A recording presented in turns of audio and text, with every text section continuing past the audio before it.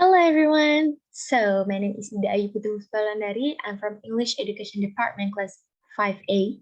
So in this subject for TEYL, so I would like to present the reinforcement for EYL setting. All right. So the next slide. All right, ladies and gentlemen.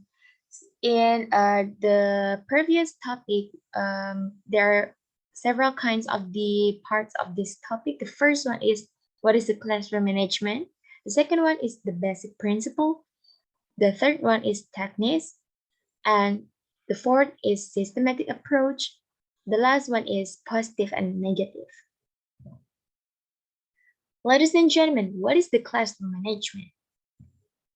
All right, classroom management is the ability of a teachers to organize, nurture, and also manage the learning environment and the talents of each student become better, focused, and organized so that time can be used efficiently.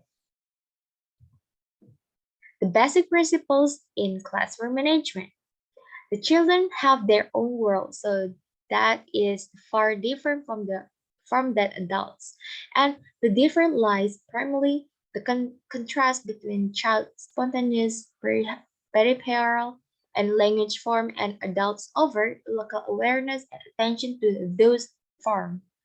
To successfully teach children a second language requires the specific skill and intuition that differ from those appropriate to adults.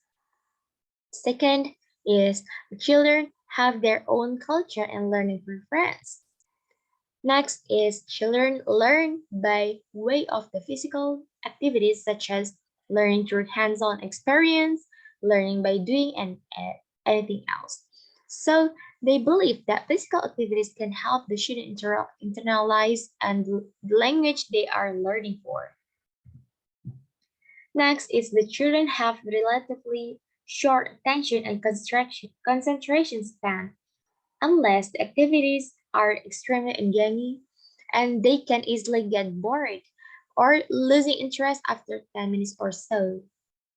The next is children learn with the motive of meeting immediate goals and here and now principle, therefore activities should be designed to capture their immediate interest. Six is children should have the great deal of the exposure to engagement in support of the language they are learning for.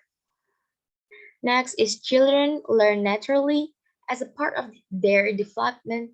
Children are always active exploring their environment and accumulating knowledge and experience from this exploration.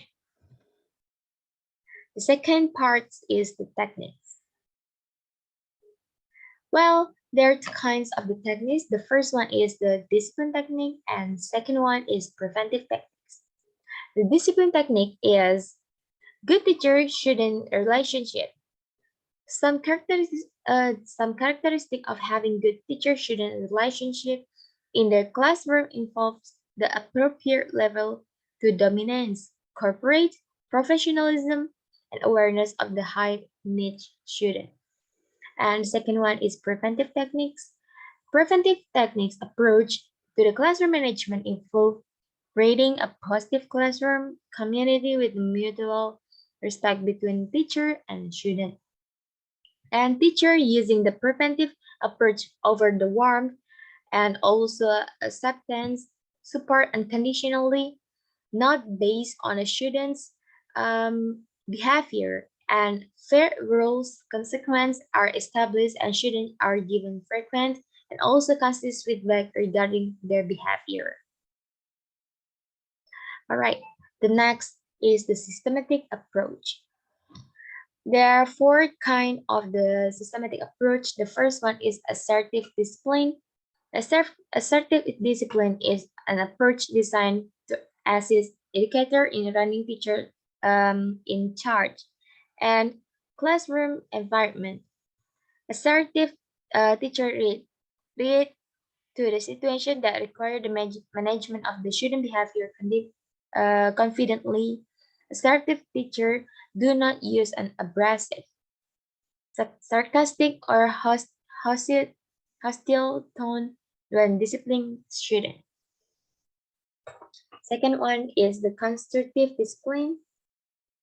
The constructive discipline is a student-centered approach to the classroom management, and it based on the assignment of tasks respond to the student description and that are the first easy for the student to perform. Second one is developmentally enriching the progressive, so a teacher can up um, the ante of it if needed. And also the fourth is based on the student interest. The last one is designed to allow the teacher to stay in charge.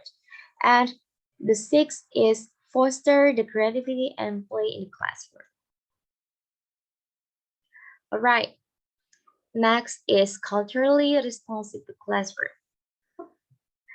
Um, Culturally responsive to classroom management, or CRCM, is approach to running classroom with all children for information, not simply for racial or ethnic minority children, in culturally responsive way, more than assess strategies or practice.